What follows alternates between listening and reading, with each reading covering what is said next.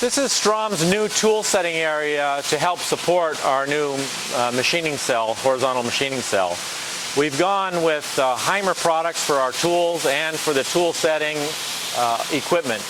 We're using a heat shrink tool holder for balance so we can do our high-speed machining. And we have a unique feature on our tool setter. You come over and do everything you need to do your tool setting for your length and diameter offset, get the data put in, and traditionally then you have to get that data over to the machine tool somehow. And some people will print them on tickets and have an operator put them in. Other people use maybe a USB stick or something to get the data over.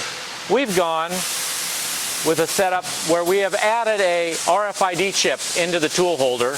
Once we have everything we want, we scan the RFID chip here, which associates that chip with the data for that tool. And then when it goes over to the machine, we can put it in the machine, and there is another RFID reader in the machine. And it will read the chip and get the data for that tool. There's no chance for putting a tool in the wrong spot, mistyping the wrong tool. It takes all the human element out of it so that the data you collect here is the data that the machine will use as it's machining.